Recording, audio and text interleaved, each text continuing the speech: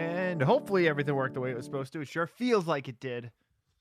That doesn't mean anything. Welcome to Outside the Cinema, source for cult movie discussion and whatever else we feel like talking about. I'm your host, Bill. Our other host is that dude, Chris. Hi, dude. Hi. Hi. So how's it going? It's going, baby. It's going. I don't know if I didn't check the live stuff, but I'm sure it's fine. And if it isn't, does it all sound good? Yo, what was? Yeah, that was so weird. That had to have been a streaming issue, right? Well, it was fine on YouTube and fine on Twitch. Yeah. But for some reason on Facebook, it was like, I'm talking very slowly. just weird. It was just weird. I don't know, but we're back. Yeah. Hopefully everything's working the way it should be. I'll check Twitch. Twitch is the one that I always check right off the bat. Yeah, we're there. We're there and we're good.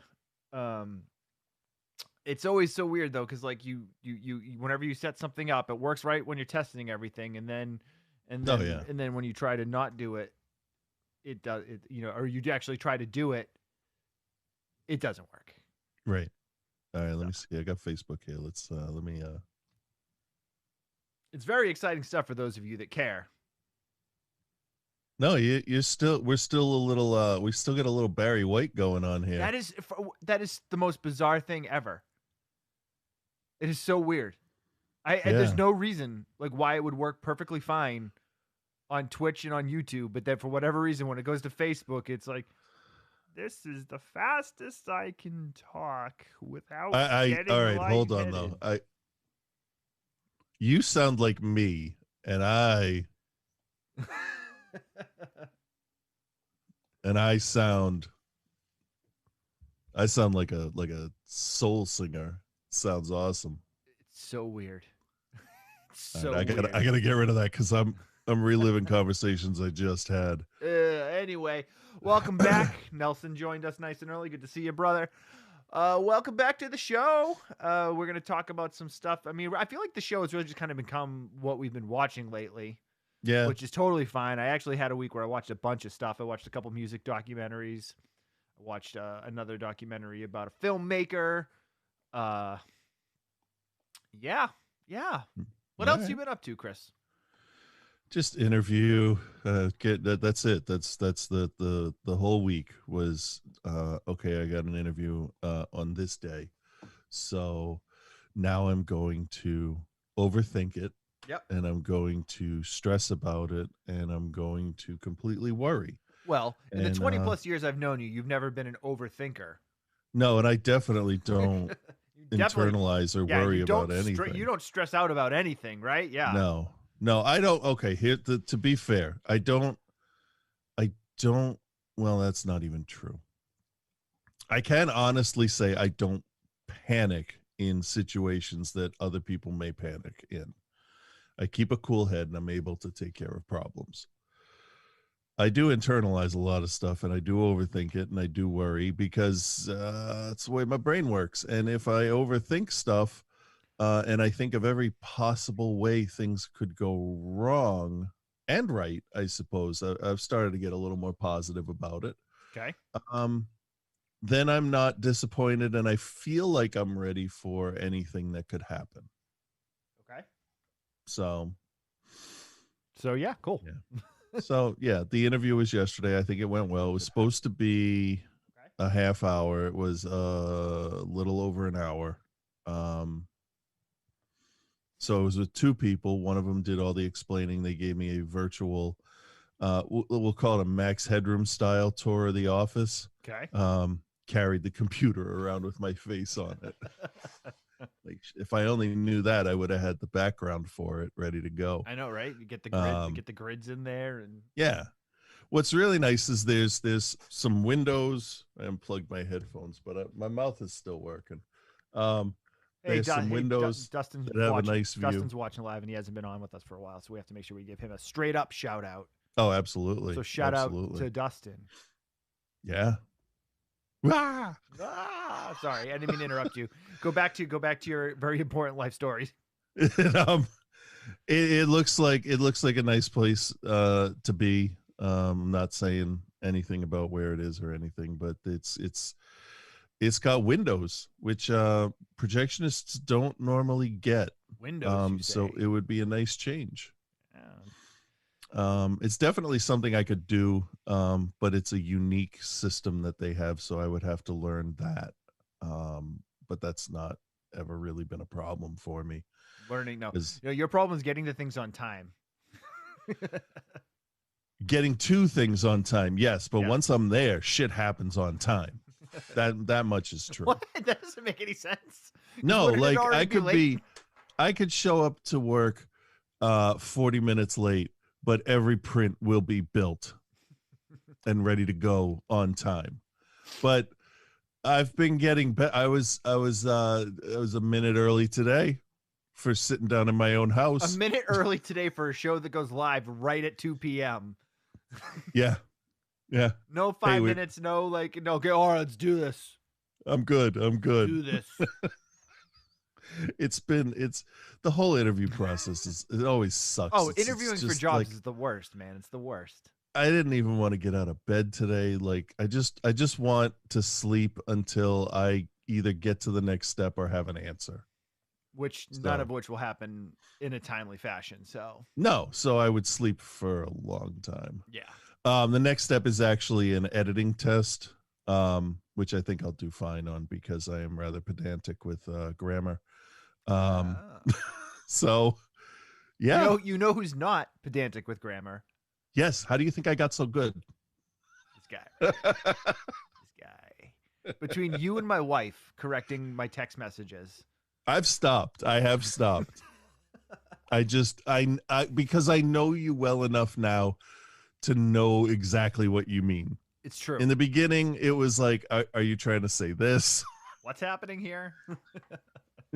You don't mean irregardless, right? Please tell me you don't mean irregardless. I don't even know what I mean. I don't even know. So we'll see. I was thinking I would be working before Thanksgiving, but it might actually be nice that it's taken so long so I don't have to work on or whatever. Well, we will see. And I'm sure myself, obviously, but the rest of the nation, the OTC nation, wishes you the best of luck. I'm sure some of them do, and I thank them. I would think most of them do. There's probably a couple out there that are rooting for failure, those people that hate listen. Yes. Yes. But it is what it is. So... yeah, no, we're getting ready. Like the poor person that would stop listening, and then come back for that rant episode that we had recently, and listen to that and be like, "Fuck, nothing has changed. These guys haven't changed at all." I thought you liked stability, guys. No, legitimately, fuck those guys. Like seriously. Anyway, So we're getting ready for the holidays here. Hopefully everyone is planning on being safe. We are doing a very small holiday with just my parents for Thanksgiving, which normally we have a very large Thanksgiving. It's my wife Melissa's favorite holiday, and she is very torn this year. We originally were going to just stay home. Mel was going to stay home, and she was like, I don't care what you do. I'm like, well, you should. Because wherever I go, I'm bringing that home with me. So... that's a good point. So that is a good point. Yeah, the election. She was worried about the election because obviously my dad is one of those guys that can't keep his mouth shut about things, and just like my dad's an old man. You know, my dad's in his 70s. He's 73, I think, and he's Republican guy, but you can't tell him otherwise. So it's just one of those like you'll drop. And that was fine. Him. That was fine back in the 80s, but it's different now. Yeah, now when it means people's lives, like literally. So, but my mom made him promise to not bring any of that shit up. And well, it would just be sour grapes at this point now, wouldn't it? Well, I mean, but it's always something. So, it's like now it's getting back on COVID. Well, we got to get everyone back to work. Well, yeah, no shit. We also have to keep everyone from dying. So, like, we're so close to having a vaccine to get to the people that need to have it right away. Can we just like all chill for like, just a couple more months? Let's just chill for a couple more months. We'll get the people in the hospitals and the frontline workers, get them vaccinated, and then we'll start rolling it out, and we'll be able to figure out what life is going to be like in the future. I'm fully prepared to be like this until at least, end of next year if we have to. It's not I'm used to wearing a mask now. I don't care about wearing a mask in public. I don't care about whatever. If we have to lock down, okay, we lock down. Fine. And the reason we have to lock down is because people wouldn't wear masks in the first place. Right, and it's because people don't want to lock down and refuse to lock down, so therefore they're just going to make it worse. I had a really interesting conversation with Bro. Most of you guys know Bro. He's been on the music shows. He owns a record store. If you follow our YouTube and stuff, he owns a record store in Salem called Residency Records. If you're ever in Massachusetts and you're up in the North Shore and you're looking for a place to buy some records, that's the place to go. But so we were just talking about stuff, and I dropped that. I'm like, I don't care. Let's just shut everything down for 8 weeks. And he's like, well, what's that going to accomplish? He's like, all that's going to do is put a bunch of you have to be prepared to know that if you're going to do that, 50% of the businesses in Salem are going to go out of business. And I'm like, well, is that, that's the trade-off. Either people die or people go, businesses go under. Right. Nothing against business owners. I'm like, but I don't want people to die more than I need to have another coffee shop on the corner. Those could be the nicest people in the world that run that coffee shop, or guys like you that run this record store who I love, and I love your business. But you know what? If it's going to keep my grandmother safe, well, my grandmother's long gone, but if it's going to keep, somebody's gam safe, I'm sorry, go out of business. And he's like, that's fine as long as you're okay with that. And I'm like, yes, I'm okay with that. The thing is, it doesn't have to be like that. We could have government support for businesses and for people out of work. We could do it like other countries did. Right. Well, the other issue is there's no stimulus plan now because that's exactly what I'm saying. Yeah. Yeah. Yeah. So Ollie's in the chat on Facebook. He says, I caught the end of something about grammar. Did someone point out it's the your source, not your source? Not recently, but it has been pointed out before. And now I'm dug my heels in. We'll just put that out. Just like I will always pronounce Chipotle wrong. It's Chipotle. Chipotle. But yeah, I fine, whatever. Just shut up so we can eat turkey together and leave me alone. So and it's not just small businesses. It's going to be museums. It's going to be movie theaters. It's going to be regular performing arts theaters. It's going to be live concerts. So, I mean, that's sound people, technicians, costumers, all of it. It's all going to go away because fucking Sturgis. I mean, just as a shorthand for a gathering of people that don't give a shit. Fine. Fine. I'll change it to your source. God damn it, Ollie. How did you spell it? I did your with the apostrophe. Oh. Fine. Maybe they are. Well, actually, you know what? This week, the last show, they were the source for cult movie discussion. I mean, they're always the source of cult movie discussion. Is that a sure, Mike? It sure is, Dustin. I changed it. You find the scroll looks better now. Damn it. I hate everybody. No, I don't. Thank you guys for hanging out. I like having people on with us live because that's an interaction we would not get otherwise. I love it. Fuck you and fuck everybody. No, not really. Please stay. No. Well, Ollie just rejoined the Patreon.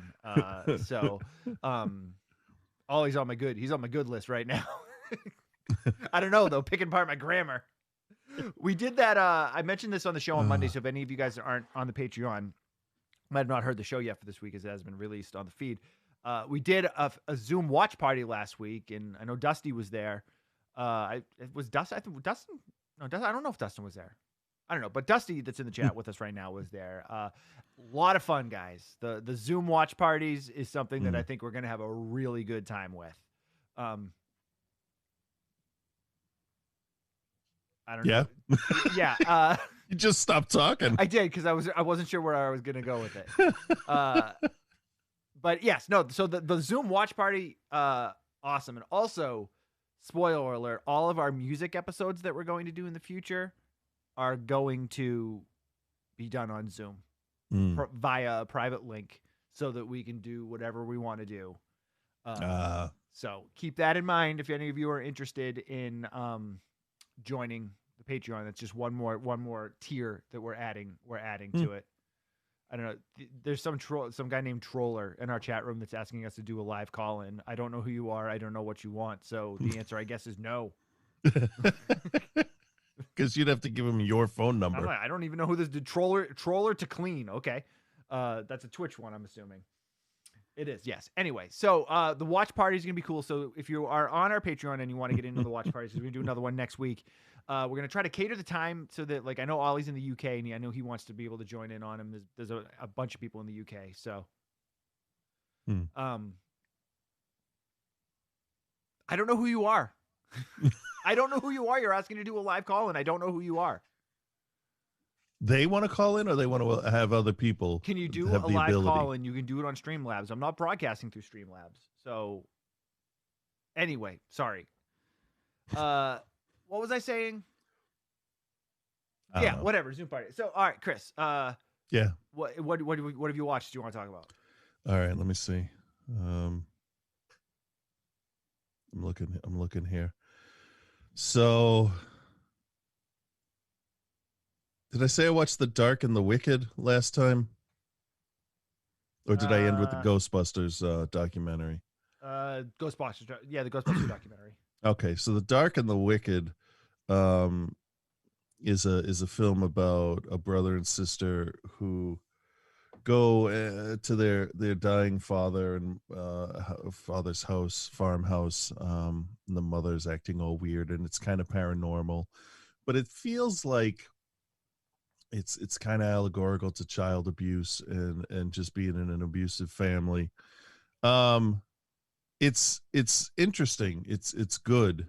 But it plays itself out slow. But then, like, big things will hit. And the only problem I have with movies like that, where it's supernatural stuff, is where you have the one character that has been the denier all the time. That's like, no, it's all in your head. It's just blah, blah, blah, blah, blah. You know that character. I do. And then they experience something and they still feel like they can plausibly deny it. I don't want real world ignorance in my horror movies. If somebody sees their dead mother floating out in the field, smiling at them, I want you to be like, oh shit, we got to go. Not everything's fine. It's all in your head, Megan. So that's the only part that kind of aggravated me. But I did like how whatever was going on played with their heads. And some things were real and some were hallucinations. So that was all right. I'd probably give that C+. Recommend it. Okay. And then I watched One Bedroom, One BR. I don't even never heard of that. What's that? It's about a girl who moves into a new apartment complex, and everybody there is super friendly and super nice. And it turns out, it's no real big secret. It turns out that they're a cult in the apartment building, and she has been specially selected to become a new member of the cult. And there's conditioning that goes along with it and all that. And it's about her either going along with it and saying goodbye to everything outside of this group of people, or fighting it and possibly being killed in the process. Okay. It was better than I thought it would be. I mean, it's called One BR. It sounds real stupid, but it's about a girl who rents a 1-bedroom apartment. So, let me see who was in it. Nicole Bryden Bloom, and a bunch of people whose names I don't instantly recognize. That came out last year, directed by David Marmer. And yeah, I'll give that a recommend and a C+ too. I like the cult stuff. I don't understand how their conditioning process is supposed to work, but whatever. And then I go back and I watch Terrifier again, because I needed something on while I was doing some stuff. And my daughter's been really into musicals. She's watched Hamilton quite a few times. She loves Little Shop of Horrors. So I'm like, all right, well, let's do Sweeney Todd. And she loved it because it was dark and it was violent. She loved the songs, and actually on the second or third watch, whatever this was for me, I like two songs. The rest of it, I don't like the rhythm of the songs. Okay. And I just I don't like wasn't any of it, enjoying so it. Why can't I hear you? I don't know. You can't hear me? Oh, okay. Now I can hear you. Yeah. And then I had watched three others. I don't know if you want to go into some of your stuff first. Well, I see. I went on a documentary binge. Dustin in the chat said that he'd interviewed one of the producer of One BR, Alok Mishra, on his show. Okay, cool. I had never even heard of that, so I'll check that out. All right, so I went on a documentary spree. I watched the Gogo's documentary, which came out earlier this year. It's available exclusively on Showtime. It was produced by Showtime. So this documentary has like my favorite and like worst things that happen with music documentaries. Love old footage and like the early stuff. Hate that they always will then gloss over some like big part of said band's career or whatever. So I like the Go-Go's. I've been a fan of them. They were, to me, are like one of the original like pop punk bands. Because like if you go back and listen to like those early, well, I say they're early, they only really did 3 records, but like they started as a punk band in LA, and their early stuff is very, very punky, much more inclined with like that LA punk rock from that time period, and they evolved into a pop group. I mean, the Go-Go's are I mean, they were the first all-female band to have their debut go to #1.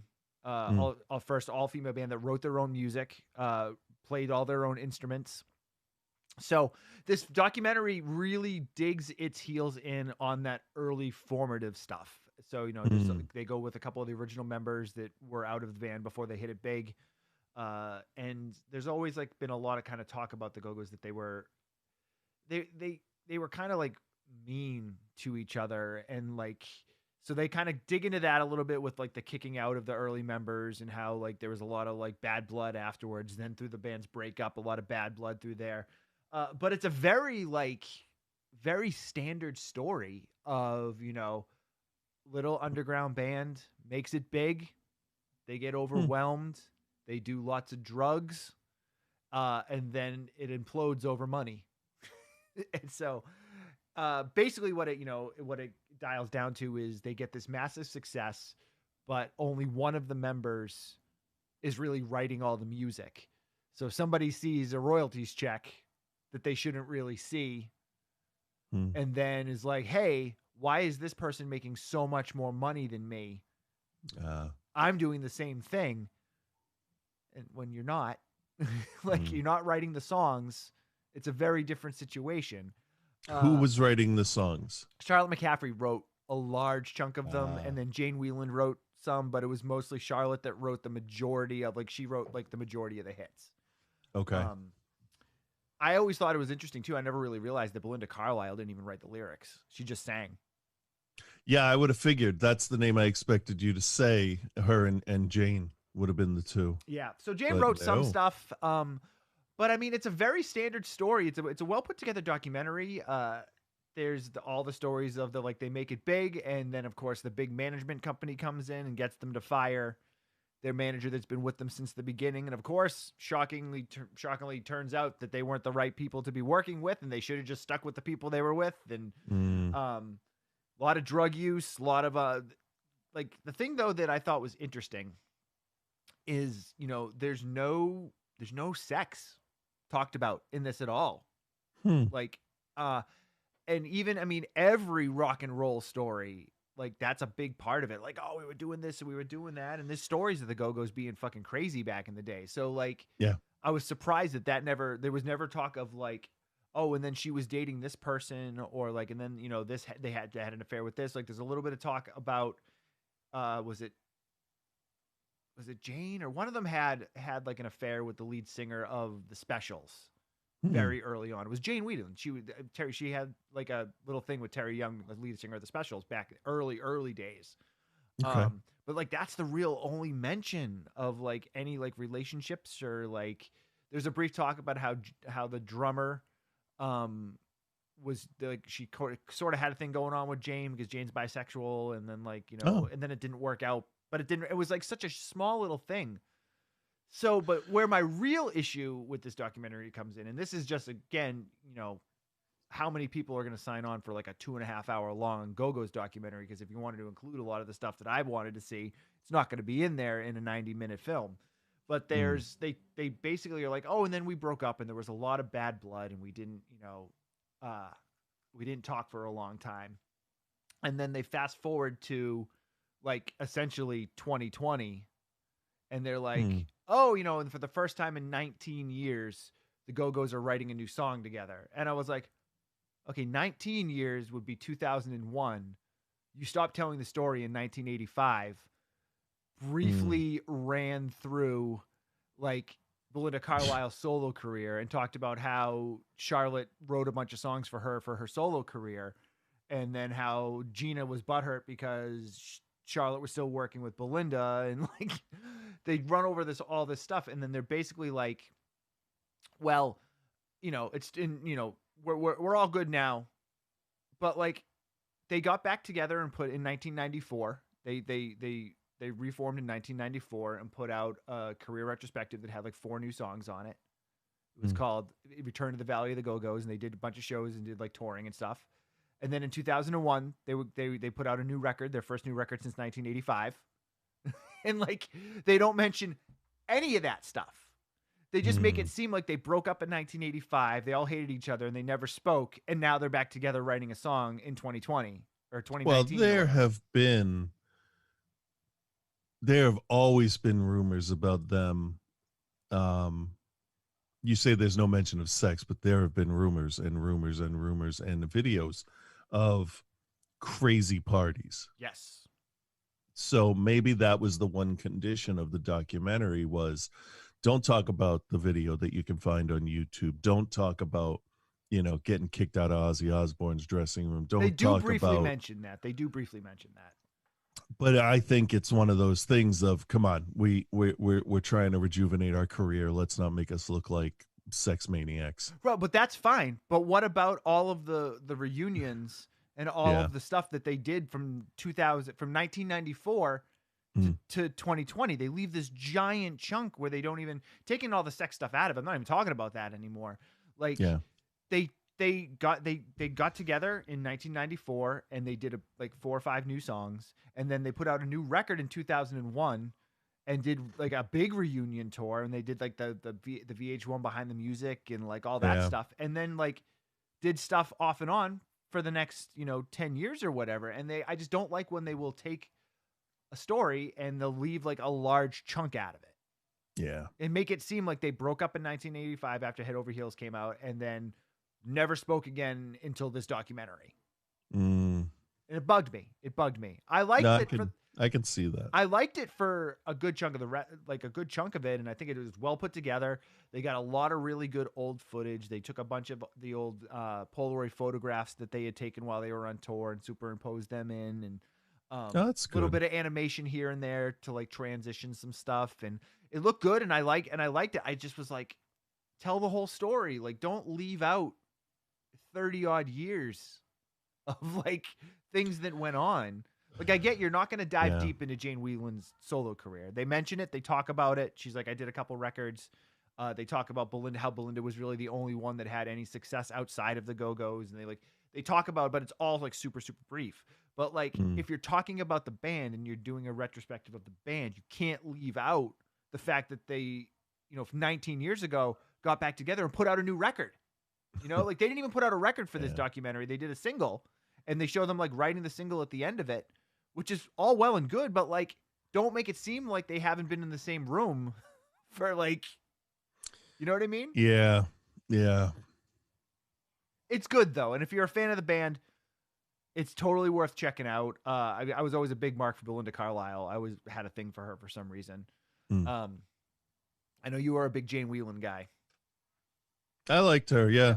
I Yeah, also still then I don't do. even understand why they didn't talk about her getting into acting, because she was in a handful of movies that were like Bill and Ted's is pretty popular, if I'm not mistaken. And she had a decent part. I Yeah. mean, for one of the, you know, what's it called? Secondary characters. Yeah. Yeah. Where is it? Bill and Ted's. Um, she was a Starfleet officer in Star Trek IV: The Voyage Home. She was the singing telegram girl in Clue. Not much, but enough that she could say, you know, I had a small acting career. Sang in Frasier, The Surreal Life, but that was as herself. Yeah, that was that weird reality show. She did a voice on New Batman Adventures as Bruce Wayne's girlfriend. Yeah. Dusk of the Hex Girls from Scooby-Doo, so that's pretty awesome. Yeah. Yeah, it was good. I mean, it was good. It's not great. I would give it a C+. See, I would be more apt to go for a Bengals documentary. Yeah, I don't think there's one of those yet, but I'm sure there will be. Yeah. That's available to watch on Showtime if you have the show. Okay. If you have Showtime or the Showtime app, that's where you can watch that. So, all right, what else you got? All right, so apparently TikTok found the movie Megan is Missing. Yes, I'd heard that. Did we watch that for the show at some point? No, Okay. No, we didn't. I've never seen it until 2 nights ago. Because I'm like, all right, what is getting everybody so fucking worked up? What are these people that have never really watched a disturbing found footage movie? You know, Yep. what's going on? I feel like I've seen it. Like, I remember seeing the name. Like, I feel like I watched it. You probably did. It starts off with 2 really annoying teenage girls doing stuff in front of a video camera. And really, it's about them meeting somebody online who claims to be one person and turns out to be somebody completely different. And he kidnaps Megan, the one that's very well liked Who's by now missing. Everybody else. Yes, now missing. Now missing. And her friend Amy is stalked by this boyfriend, and she is taken as well. It actually, the end of the movie actually bothered me. Okay.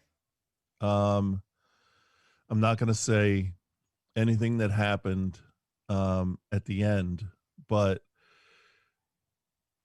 it reminded me how I feel about Grave Encounters 2. Okay. You can skip a decent chunk of the beginning and still get the full experience of what it's supposed to be. Right. For people that haven't watched stuff like Poughkeepsie Tapes or The House That Jack Built, or what's some lower tier stuff like that? Because I'm drawing a blank on like everything I've watched. Like just lower tier disturbing stuff, like yeah, like you mean like Antichrist and stuff like that, or no, Jesus, no. No, more like entry level found footage, like Hell House and what was the one we watched? Turtle Island. Yeah, and even that one Murder about, Death Koreatown, brother. About the yeah. And the one about the dude, the real life one about the dude who killed his wife and kids, and the next door neighbor was like, yeah, no, he did it. He doesn't act like that. Yeah. It's like that. It actually plays out as a true crime documentary. So if you're not experienced with how dark somebody can make a movie, the end is going to bother you. If your normal watching is like Insidious and The Conjuring and Annabelle, this is going to fuck you up a little. Okay. it messed me up because the girls in the movie were 2 years older than my kids, and imagining them in that position was it just enraged me, to think that there are people out there that would actually do this. So it was more of a, hey, this could happen in real life kind of thing. um and that's that bothers a person, Yep, agreed. but it did what it intended to do. It really apparently was meant as be careful who you talk to online. Right. Which is why TikTok, I think, probably glammed onto it. Yeah, and I have no problem at all with people um spreading it around and showing people and saying, hey, this is messed up. Because if you watch something messed up and you get a lesson of be careful about the people around you from this, good. Because there are some fucked up people out there. Oh, for sure. Yeah, I don't know what kind of grade I could give it. It's got a 4.6 on IMDb. That's not great. So No, the acting isn't so great, but the recovered camera footage really is what makes it all in the end. okay. Dustin in the chat brought up Followed, which apparently is fairly new. Is that the one that's like all told through a screencast or a screen capture? See if Dustin can catch up. I feel like I've seen like the trailer for it, but I know I haven't seen it, but I feel Did I watch that? 2018. I might right? have, but I don't know. Social media influencer and his crew encounter true evil when they visit one of the most haunted hotels in America. Every hotel's the most haunted hotel, according to ghost people. According to the ghost people. No, I will watch it. Where's it available? It says you can rent it on Prime, but I'm looking on IMDb. So, okay. Let me do the Just Watch thing. $3.99 on YouTube. Followed is a new good found footage film out right now. No, it is based on the Hotel Cecil. I think it's the same. I think we're talking about the same movie, though. So I hope we are. Oh, yeah. Yeah, it's the same poster, but on Just Watch, it says it's 2020. So maybe 2018 was a, what's that thing called? Festival? Oh, yeah, Biff. Biff Tannen? The Burbank International Film Festival was where it says it premiered in 2018. Okay. Yeah, you can rent it from a bunch of places: Amazon, Google Play, YouTube, Fandango, Vudu. All right, cool. And then one says it's got a play icon and says subs. Spectrum TV. I don't even know what that which is. I believe is a cable provider in Philadelphia and some other places. So, all right. Yeah. Sounds pretty good to me. Yeah, I guess. Okay. Want to know what else I watched? Sure. I watched another music documentary on Hulu. Yeah. 6ix9ine, the Saga of Danny Hernandez. Oh, no. Did you? Chris, are you familiar with Takeshi 6ix9ine?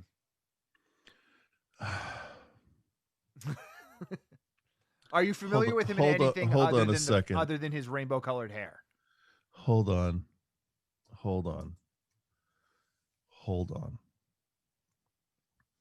You mean 6ix9ine? No, 6ix9ine. It's the number 6 and then IX, which is 66, and then number 9 and then INE, which is 99. Whatever. Get woke, Scully. I know Daniel Hernandez. Are you familiar at all with the story of this kid, though? Like, Let me ask you this. Yeah.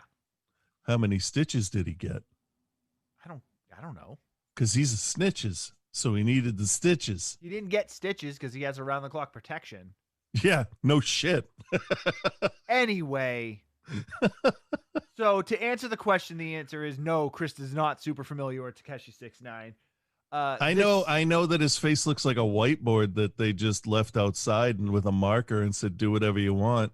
Well, I mean, a lot of those rappers from that sound look like that. Anyway, what is the sound? Hulu just released this documentary. It's directed by a gentleman named Vikram Gandhi.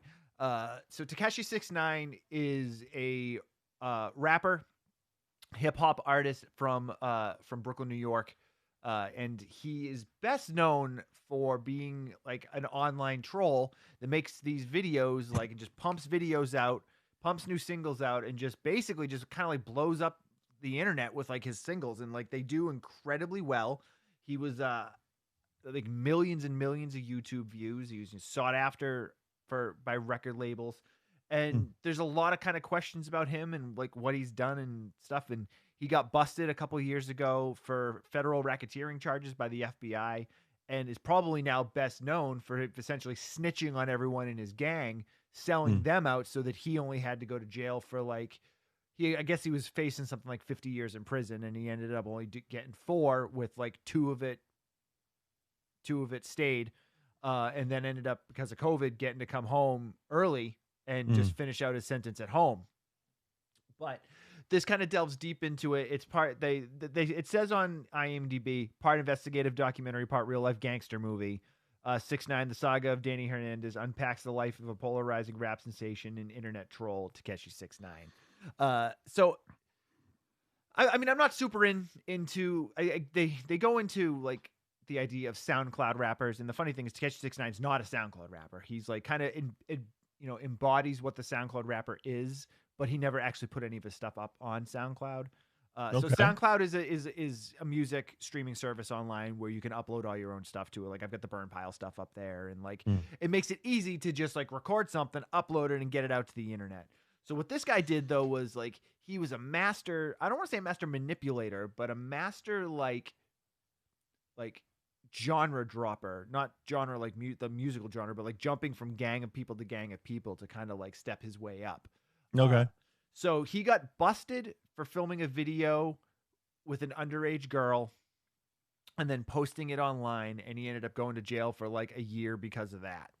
And he had been building himself up in like on YouTube and like in different hip hop circles, and was becoming pretty well known, and got busted for him and these other people doing this shit with this girl, which is just fucking idiotic.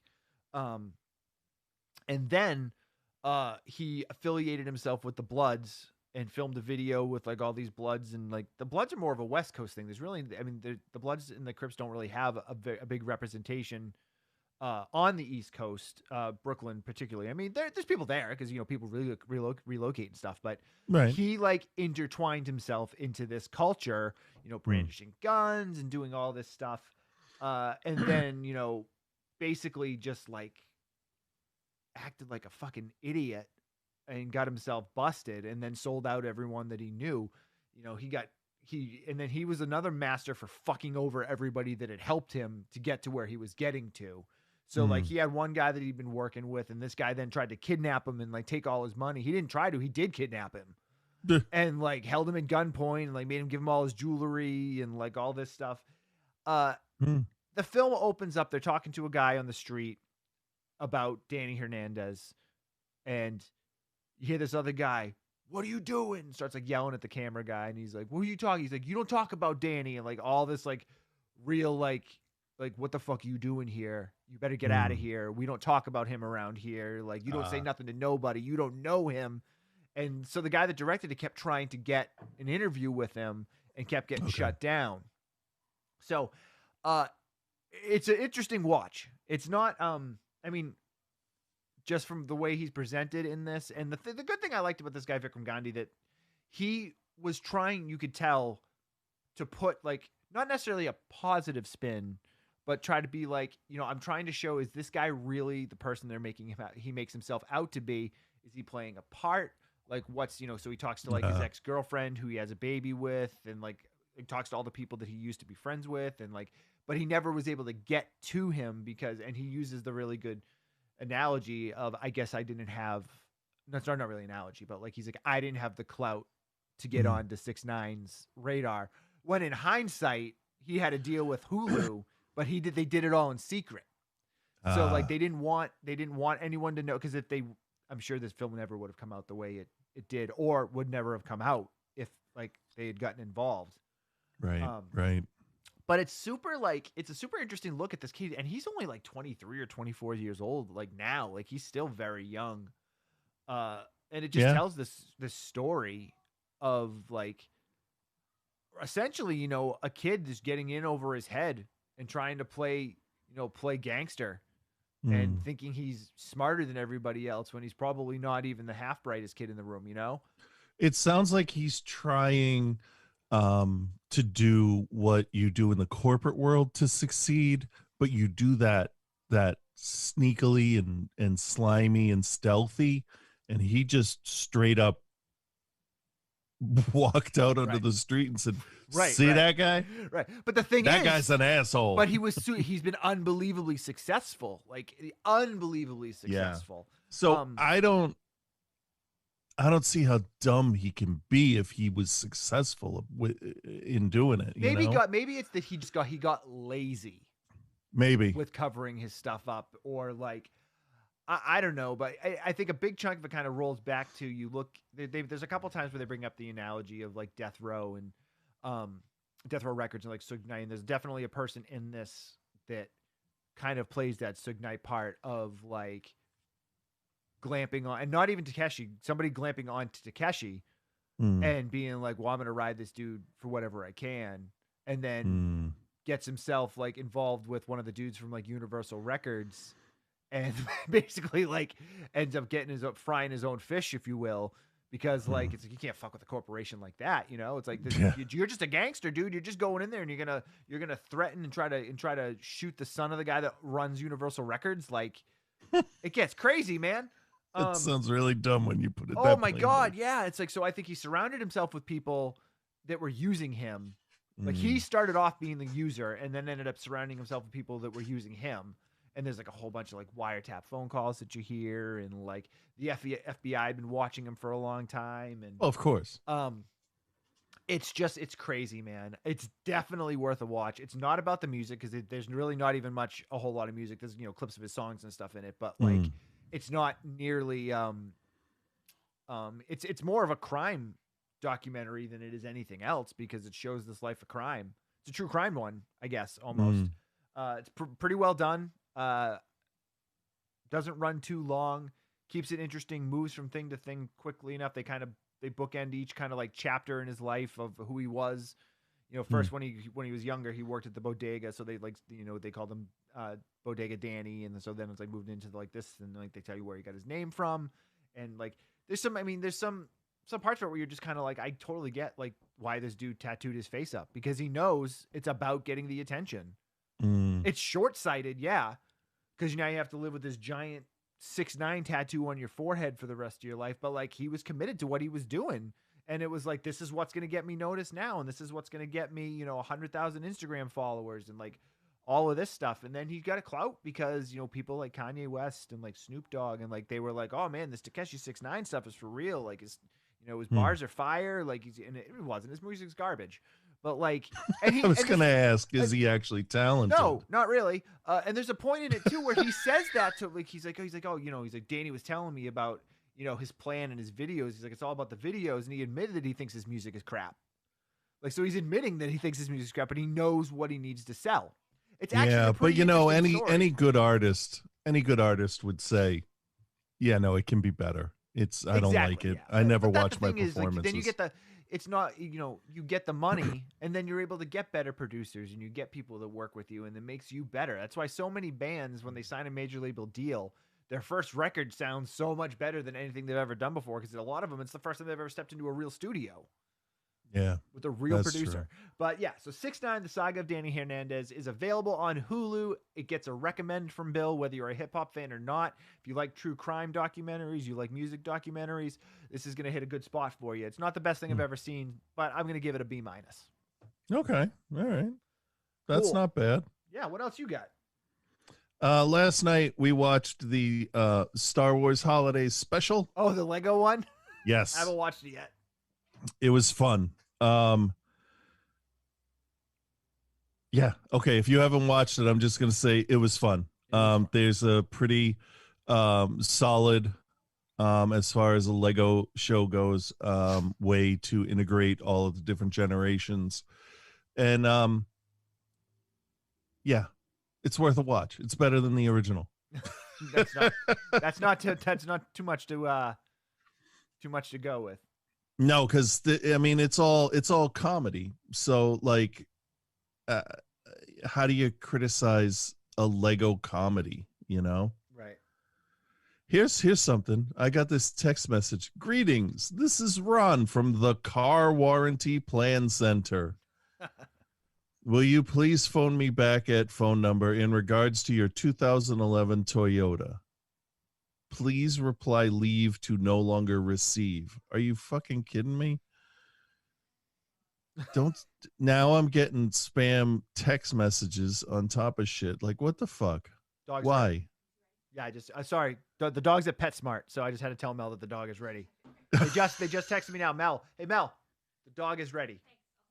All right, thank you. Do you have all his paws rotated and balanced? Yo, we're trying not to obviously go out and do a whole lot of stuff because of I don't know, there's a virus if you haven't heard or not. But really? it got to the point where the dog, and it's too cold to wash him outside now, and our bathroom is not conducive to washing him indoors. And so he got to the point where like he was like getting dreadlocks on the top of his head. Oh and stuff. no! So I was like, oh, Bark, I guess we'll bring you down. And it's so funny because when you drop him off, he gets like super, super nervous and like he starts like shaking, and then and like he doesn't want you to leave. But then when you pick him up, he's like, yo, look at how good I look. It's like he knows. He comes running out, holds his head up high, and he knows how good he looks. Oh, that's good. Yeah. All right, next for me. I watched a lot of documentaries this week. I got myself involved in something I did not realize was going to be the undertaking that I thought it was. But so I wanted to watch the documentary, The Life and Trials of Oscar Pistorius. Well, there's you guys that don't know who Oscar Pistorius is, the South African Blade Runner. He's the guy that had both of his legs amputated. It's not as cool as it sounds. I guess it depends on how you look at it. Well, but it is in a way as well. It's just not as post-apocalyptic. No, it's not nearly post-apocalyptic. But so he was born with no feet. Or he was born with feet, but he wasn't born with the bones in his lower legs. So when he was young, he was only I think they said 18 months old. He had his legs amputated below his knee. So he grew up without full legs. And he started running using obviously what's the word I want to use? Prosthetic legs. And they make these very specific running legs called blades. And he started wearing those, and this dude ran faster than anybody in the Paralympics ever had, to the point where he was qualifying to run with people with two legs. Right. So he was the first ever double amputee to run in the Olympic Games in Athens in 2004, if I'm not mistaken. So he became like a worldwide phenomenon and became this like ultra looked up to hero, overcoming adversity, all of this stuff, and deserved every bit of accolades.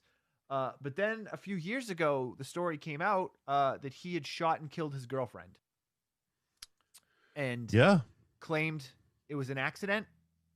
And the story that he told was he thought there was a burglar in their house, and he had shot her mistakenly. The authorities said that they have overwhelming evidence to the contrary that it was premeditated murder.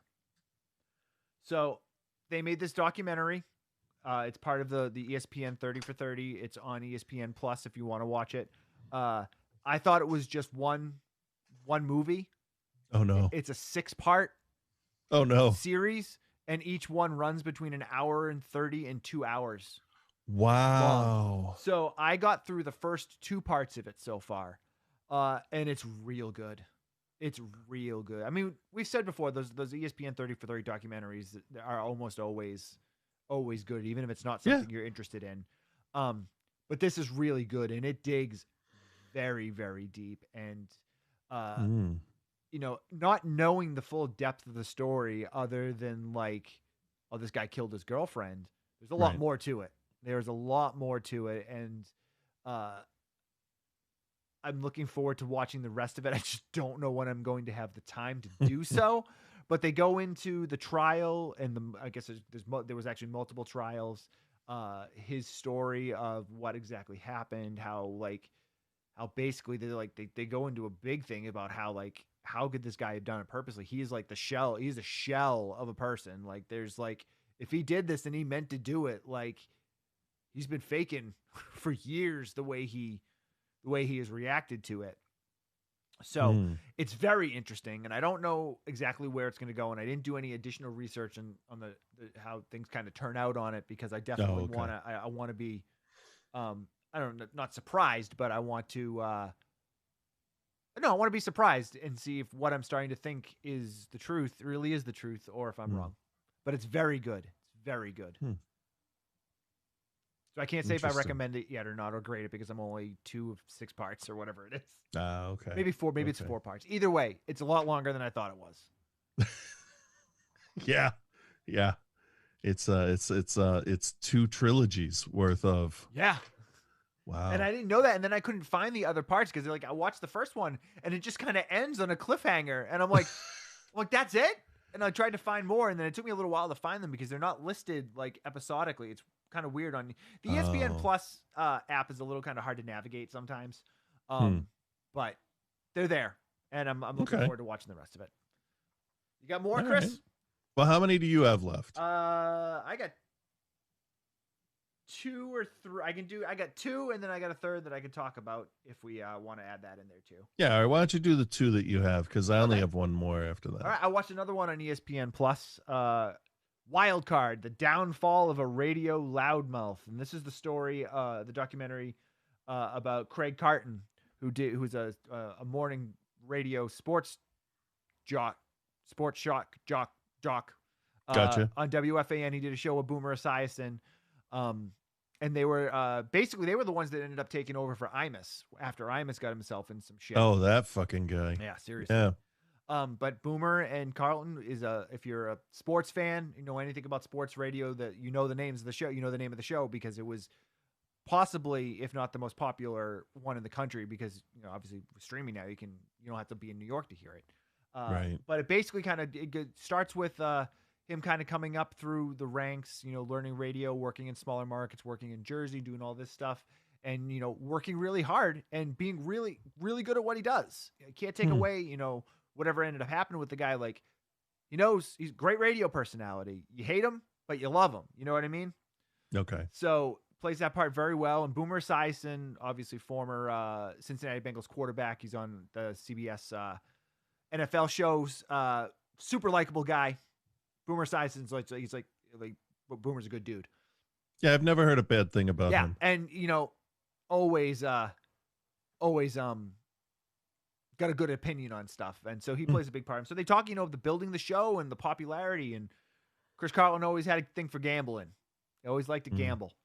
So they talk about how it kind of really started, where him and Boomer did a bet on the show, basically saying how he's so good at blackjack. If you give me money, Boomer, I will double that money.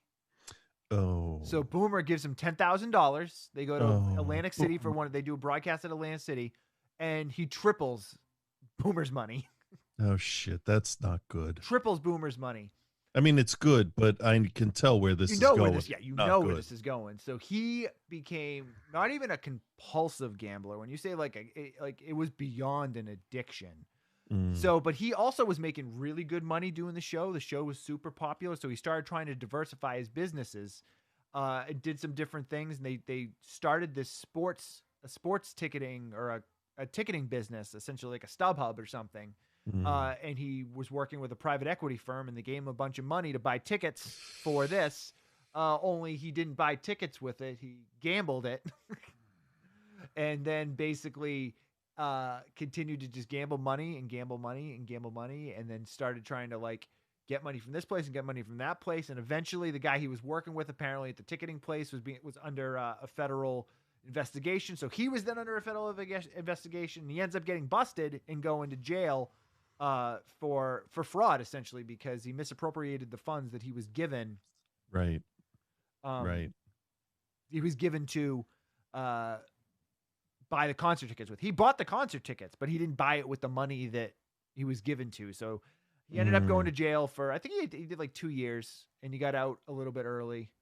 But it's a fascinating look at a fall from grace of somebody that is so on top of his game and so good at what he does. And like, he, essentially narrates it, and like, he keeps going back to how stupid he was and how. Does he say stuff like that? Oh yeah.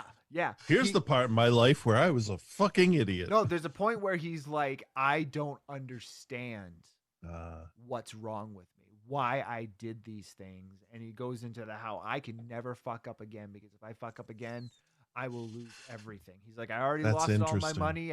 He's like, luckily my family stuck by me, but like, he's like, I gotta be in the straight now. And it's actually quite good. And like, he comes off kind of like a jerk, because he's a loudmouth sports guy. Right. And like, those guys you're supposed to hate them. You're not supposed to be like, yeah, oh yeah, he seems like a nice guy. No, he seems like an asshole, because he's supposed to. Dustin says the prosecution really took the legs out of the defense's case. Oh, go back. It must be going back. God damn, yeah. Going back. I wish I had caught that earlier. Sorry, man. But yeah, he seems like a guy learned his lesson, trying to get back into radio. And the thing is, he's so good at it. Like, I don't know where he's working now, but, and this just came out. I feel like this just came out in the last, maybe month or two, because it ends essentially over the summer during lockdown. Oh, okay. But the best part of the whole thing, though, is they picked him up and arrested him when he was leaving his house to go to work, to go to the show. And so the feds told the wife, they're like, yeah, so we're taking him in. So she had to call the station. She had to call FAN in New York and be like, so Craig isn't going to be in today. I can't tell you anything else other than that right now. And they're like, okay. So they got the video of them going on the air, and Boomer being like, oh, he's like, Craig called out sick today, that pussy or whatever. And he's like, so-and-so is filling in. And I don't know. He's like, that guy says, and the thing was, he never missed shows. So it was unless he was it was a planned thing, he was on vacation or whatever, he never missed a show. So Boomer's busting his chops, the other guy's busting his chops, and then it starts to leak out what's actually going on Twitter while they're still doing the show, while they're on the air. Oh. And so all the powers that be told Boomer, they're like, you can't say anything. And Boomer's like, fuck that. He's like, I have to say something. He's like, are you kidding? I have to say something. So he gets on, he goes, all right, so just like a lot of you, we're kind of learning what's going on with Craig as you guys are. We did not know any of this morning when we went on the air. All we knew that was that he wasn't going to be in. We're not going to comment because we don't really know what's going on. We are aware of the situation, and we'll see what happens. And it's just this really kind of humanizing moment for someone like a Boomer Esiason, who's big time NFL guy, yeah, that's real life though. Yeah, that's real life kicking the chops. And it's really good. And I loved his response of he's like, I always got along really good with Craig, but man, this made me hate his guts. How could you do this? He's like, the thing that bothers me the most is he didn't think about anybody else. He got busted and it took down the entire show. He's like, so all these people are now out of work because Craig couldn't stop gambling. Yeah. It's really good. Another one, even if you aren't familiar with the situation, or I'm not a sports radio swab. No, it's a good human to human interest piece. And the fact that he narrates it and he talks post all this, and it's a good watch. That can't be an easy thing to do. Oh God, no. Narrate your life's biggest fuck up. Yeah, your biggest failures, putting them out there. But it's everyone, and I think he even says that, he's like, everyone knows my story. He's like, I'm telling you from the inside. He's like, and it's all true. He's like, everything that's been said, he's like, it's all true. I would love to have heard the whole thing of, hey, we're gonna do a documentary about what happened with the arrest and all that, and would you like to be a part of it? Can you imagine if that was you sitting across from him asking, do we have, can we get your permission for your story or whatever? And they said, as long as I get to narrate it. That's like Santa's sack dropping in your lap, and anything you can think of, you could just pull right out of it. Like, what a gift. Yeah. Lucky. For the filmmaker. Yeah. You but know? It also goes to show if you're talented, you can still make things work. You know what I mean? Like that's I think that the overwhelming thing is like you can hate on the guy for gambling or whatever you want to do, but like at the end of the day, he's very talented at what he does. And it kind of goes back to that mindset of like people still play Michael Jackson songs because of how talented he was, even though he was an awful piece of garbage. So, all right. So yeah, that's called that's called Wild Card. That's available on ESPN Plus. Let me bring it back around though to some cult movie stuff, because I know I'm kind of talking some mainstream. I finally watched Blood and Flesh: The Real Life and Ghastly Death of Al Adamson on Shudder. Oh, I've been meaning to watch that. I see it and I'm like, all right, I should sit and watch that, and then I just don't for some reason. Yeah, our buddy Jack Bennett's one of the producers on it. Oh, now I will watch it. So Jack was involved in it. So Al Adamson, original garbage exploitation indie filmmaker in the 60s and 70s, made lots of those sexy schlocky movies. He did like Frankenstein versus Vampire and like all these crazy things. So if you look at Adamson's, I mean, he did like 20 movies with like blood in the title. Of course. He also, like Blood of Ghastly Horror. He did Psycho a Go-Go, Horror of Blood Monsters, Angels and Wild Women, Black Samurai, which had Jim Kelly in it. Angels, Wild Women, Naughty Stewardesses, Girls for Rent, Jesse's Girl, Brain of Blood, The Female Bunch. I mean, Al Adamson was the shit. Yeah. These are all movies that I love, by the way. Like, they're garbage, but they're fun. But they have amazing titles. Yes, and they're fun garbage. But so Al Adamson, if you don't know his story, and this isn't a spoiler because it's a documentary about his life and it opens with this, he was murdered. What was it, like about 10 years ago now, 10, 15 years ago, by a guy that was working on his house that basically wanted to absorb his life and like take over his life. Jesus Christ. Crazy, fucked up shit when you kind of really start to unpack it. And they unpack it in this movie. But the whole front end of it is, you know, it's a documentary about his life, where he came from, what he did, what he worked on, how he made movies so cheap, how he continued to work with people that he, you know, it's a good look at relationship building between people. Graydon Clark is in it too, who I've had the pleasure of interviewing myself, and he talks about how Adamson really helped him get his start, and never made a penny off him, never got paid. But it's a good movie. It's kind of a cheap looking one. There's not I don't think there was a lot of a budget put into this, and it's shot kind of okay. But it's a great story if you're into Al Adamson stuff and a little bit more. You want to know a little bit more about him, or even the inside, you know, what happened on his, you know, the tail end of his life. It's actually quite a sad story. But then there's like, they kind of just touch on it a little bit. There's this weird UFO stuff where they were doing like a documentary about UFOs, and they kind of like stumbled into some weird government stuff apparently. And you know there's something to it, because a couple times they're talking to some people and they're like, yeah, we're not going to talk about that. Like, but you know, we just wanted to know about the foot. Yeah, we're not going to talk about that. Okay. And it happens a couple times. And then to the point where like his girlfriend, just basically never shows up again in the movie. Like, wow. They bring it up and she's like, I'm scared for my life. And then they just never show her again. Shit. But yeah, it's good. It's got a bunch of those like Samuel Sherman, I can't remember the name. David Conow, Robert Dix, Michael Ferris. Like if you're into those old cult exploitation stuff, a lot of faces you'll recognize. They're all old men now, but like they're still doing their thing. Definitely worth checking out. That's available on Shudder. I would give it a recommend, and I would give it a B-. Okay. So then the only other thing that I have was when we did our watch party last week, we watched Roller Boogie, which we reviewed on the show way back, starring Linda Blair and a world-class roller skater that had won 275 trophies in roller skating, has hair and short shorts. Roller Boogie is absolutely fucking amazing. It is probably if not the best, one of the best timepiece, timestamp, late 70s, early 80s pop fad movies you will ever see. Okay. To the point where Bobby has his like solo dance to the slow song and does his like roller skating routine alone in the thing. Linda Blair is top notch Linda Blair on this. Like the best Linda Blair you can want. You know she's high on coke the entire time. Oh. She's wearing outfits that are even ridiculous for the time period. She's driving around in this Rolls Royce that looks like she drove it out of a fucking museum. Roller Boogie is fucking brilliant.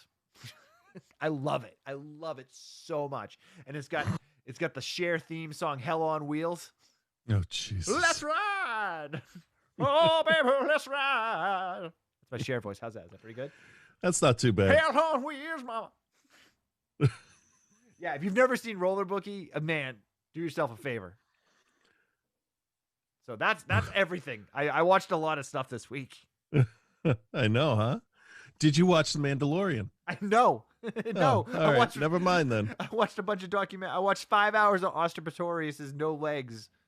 Did he kill his girlfriend documentary, but I didn't touch The Mandalorian yet. I'll catch up on The Mandalorian for next Wednesday show, I promise. Okay. I watched the director's cut of Hell House, LLC. Oh, there's a director's cut out?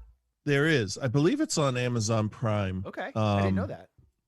And the director introduces it and he says this was the original cut that we were showing at festivals, but based off reactions we made cuts, and that was the version you saw. But here is the original version as it was going on, and then after the credits there's some behind the scenes stuff, there's some deleted scenes, there's some audition stuff. So it's all kind of interesting. And he says, and right now we're working on something new called the Abaddon Tapes. I'm like, all right, yeah, keep giving me more of this. That's fine. And I liked it. I like the original cut, and was I like the cut. Was there like a major difference? Like how was it a lot longer? I don't remember the length. I want to say it was like, you know what? Fuck it. I'm just going to look Did it it up. feel, well, let me ask you this. Did it feel drastically different? There were definitely parts in it where I was like, oh, okay. That's why that happened. But when you watch the other movie, you don't necessarily notice it, but it fills in some gaps pretty nicely. But, you know, I will say he made some tough decisions, and cutting some of this stuff out helps up the mystery and does a favor to it by leaving it out. Okay. Let me just search here.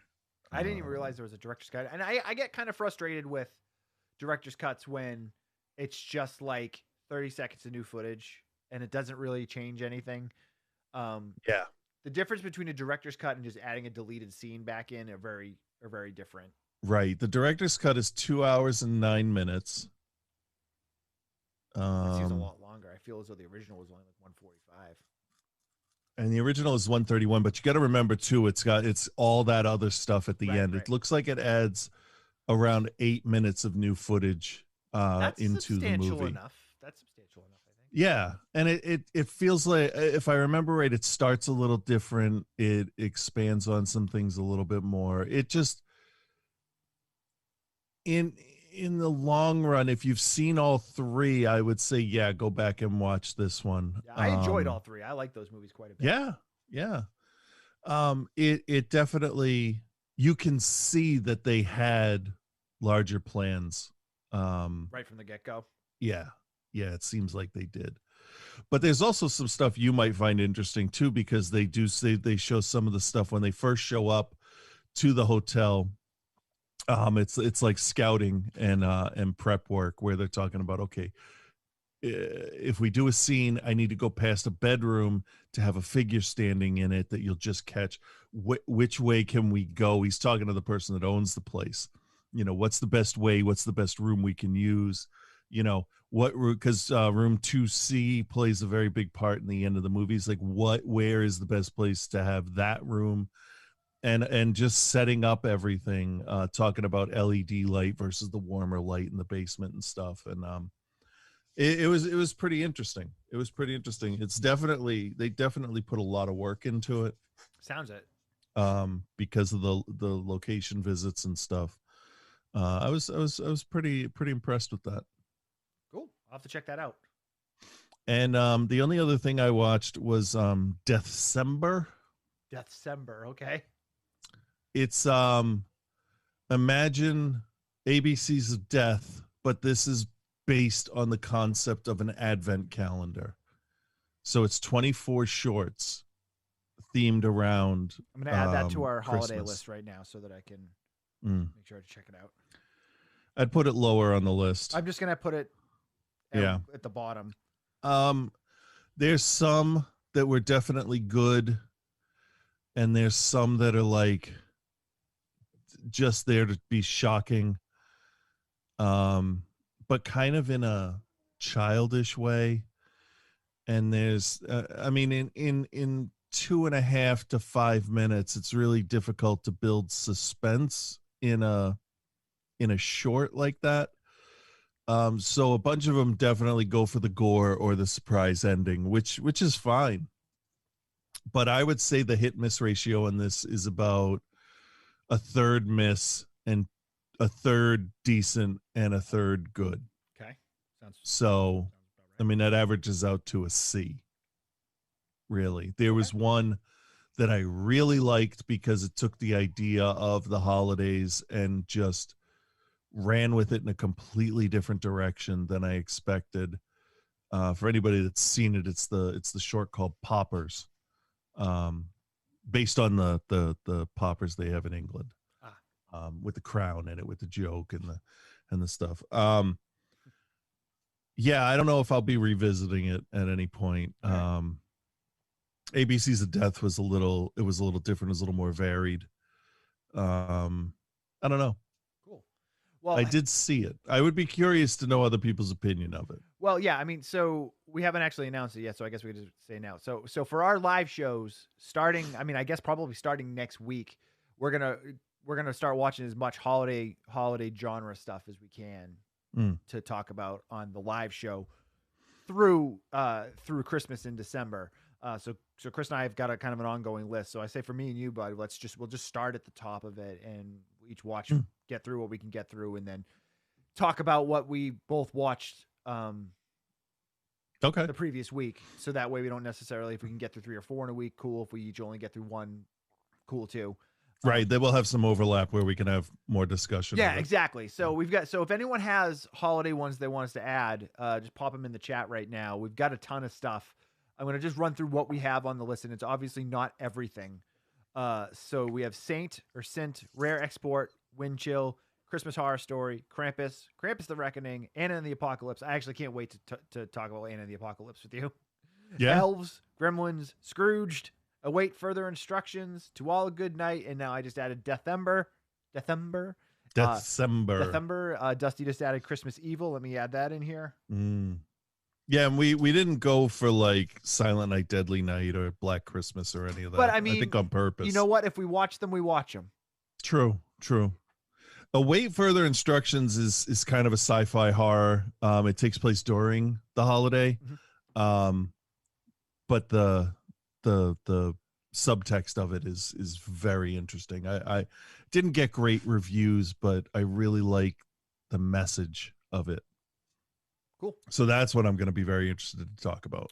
Yeah. So we're just going to kind of run through them. So if you're not listening live, shoot, you can either, if you're on the Patreon, send us a message on Patreon, making some suggestions. Like I said, we're gonna try to get through as many of them as we can. Cause we did a list last year, of like unseen holiday horror gems. And there was a handful of them on there that I was like, oh yeah, these actually sound pretty good. And I've always kind of hated on holiday horror, but you know what, with COVID and us not being out and about, I'll take the bullet and watch a bunch of shitty holiday horror movies. I don't care. You watch a bunch of regular shitty movies all the time. Why not shift it? And then we won't have to do it again.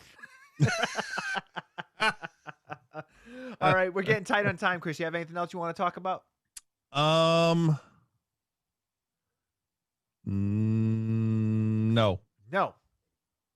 Oh yeah, one quick thing. Oh, okay. So I play Star Wars Squadrons, the spaceship combat game. Yes. And the ships in it are for the good guys are X, A, Y, and U wings. Okay, the U wing is the resupply ship. There's no Patrick the Y wing. What's that? Patrick Ewing from the Knicks. Yes. It's weird to see him flying through space, but it's in a cockpit view, which is even more awful. I just picture him just being like, yeah, Woo! yeah. When he wants to fly faster, his arms go down by his side. He brings him in like this. And then for the Empire, it's the regular TIE, the TIE Bomber, TIE Interceptor, and the TIE Reaper that they used in Rogue One to drop off Death Troopers. Okay. On Scarif. And I'm like, okay, we have a game about Star Wars combat. What we need is a B-Wing and a TIE Defender. That's what needs to be put into this game. Because TIE Defenders have shields, blah, blah, blah, blah, blah. They're tougher ships. B-Wings are tougher ships. Today it was announced they're going to put B-Wings and TIE Defenders in the game. Ooh. Sexy. I'm very happy about that. I am. I haven't been able to play a B-Wing in so long, and they're so insanely powerful. It's going to be fun. I'm excited for you. So that's it. Just a little bit of good news. We need a little bit of good news. We do. Are you going after a PS5? Are you trying to get one? I'm not doing anything till I get a job. Fair. That's fair. That's fair. I haven't tried very hard. I want one. I would like. I mean, I've been Xbox since right after PlayStation 2. Are the new Xbox? I feel like I'm not hearing anything about the new Xboxes. I know they're sold out. I don't think they're out yet, are they? I don't even know. Or they're shipping. There's ads everywhere for them on YouTube. Every time I watch something, it's that Halo ad. But the backwards compatibility of the Xbox, where it's going to be compatible with almost every game released for the Xbox through the series, whatever. That's really impressive. But I may, if things go well, eventually I may go with both because I need some good Spider-Man games. Yeah, that new Miles Morales game looks dope. No kidding. No kidding. I would like a Ghost Spider-Gwen, whatever playable game. That would be fun. I like her. It's out on PS4. So people are loving it. So it might be under the Christmas tree. Oh, they've already been purchased. Nice. But yeah, nice. I would like a PS5. I put my name on the list on like Amazon and Best Buy, but I'm not like jumping on and like checking. You know what I mean? Like, right. I heard that at 11:59. Best Buy is going to release 30 consoles. No, I don't care that much. If I have to wait till like February or March to get one, I wait till February or March to get one. I really don't care. Oh, did I ever tell you my PlayStation 2 story? I don't remember one offhand. Okay, so the PlayStation 2 was the big thing, right? It was like, oh shit, look at this thing. So I went to the Toys R Us that was in Peabody, and my brother and I we reserved one because on the poster it says coming soon, and then in tiny writing at the bottom it was reserved now. So I went in, I put down the down payment, got the accessories bundle or whatever, and you also everything. pre-ordered the new Dr. Dre record, $5. Yep. And the day it was released, my brother and I go over there, and we are 11th in line. Okay. And the guy comes out and he says, okay, first, to let everybody know, we only have 10. I'm like, shit. And then he said, and we're only giving them to people that have pre-ordered. 10 people in front of me left the line. I was the first one in the store to get it. I'm like, this is awesome. I'm glad I paid attention to this. All right. Yeah. Now you can pre-order stuff and it still never shows up. No kidding, huh? I played that PlayStation 2 within an inch of its fucking life. Yeah, PS2. Actually, probably. Yeah, the PS2 was my main jam. Because that was Tony Hawk, right? Yeah. The first two Tony Hawks were on PS2. No, the first one was on the PS1. Was it really? Yeah. All right. If I remember correctly. I trust you. Let me see. I trust you. But yeah, PS2 was my jam. I still, like, Travis has gotten really into playing Madden, so he's doing like franchise modes in Madden and like fantasy drafts and like all that stuff. So he's playing that. So I've been playing with them a little bit. Yeah. But I just don't have the Tony Hawk's energy. Pro Skater PlayStation 1. Cool. Well, that's awesome. Yeah. That was incredible for the time. Cool. Well, we will talk more video games later on in the season, I'm assuming. So we're just about out of time for today, everybody. Thank you for joining us here on the OTC live shows, whether you're watching on Twitch, YouTube, or Facebook. Thank you very much. If you would like to get audio of these shows and be able to listen to the shows in audio format, you got to join our Patreon. You go to patreon.com/outsidethecinema. Each week you will get the regular episode on Mondays, which we record on Monday afternoons. And then you get the audio for this show, usually the day after it airs live. So usually Thursdays. Plus you also get access to our show archives, which has got thousands of hours of content, every episode we've ever released, going all the way back to episode 1. Also a bunch of movies, and then you also will get access to our private watch parties and the music shows that we're going to be doing. So we're really going to make sure that we're honing in on the Patreon content and making it worth the $5 a month that you guys are giving. You can do more, you can do less. $5 is kind of like the middle road of like where you get everything. Yeah. Nelson's going to go finish Sonny Boy. He's been watching Sonny Boy. So that's pretty cool. And thank you guys for hanging out and joining us. If you want to get in touch with Chris or I, you can hit us on Instagram at OTCBill, at Cthulhu, or feel free to email us at outsidethecinema@gmail.com. And with that said, I will play the jingle and we will go home.